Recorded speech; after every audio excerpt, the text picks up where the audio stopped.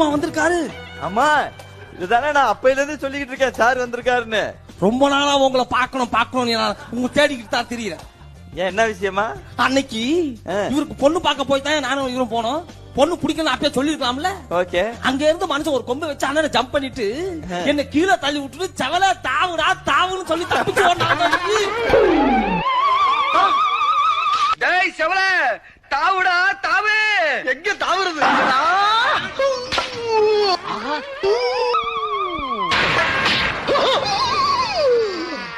ஐயோ போச்சே.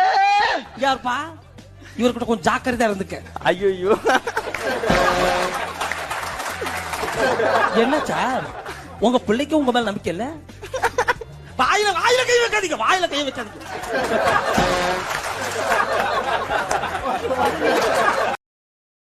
Download ShareChat.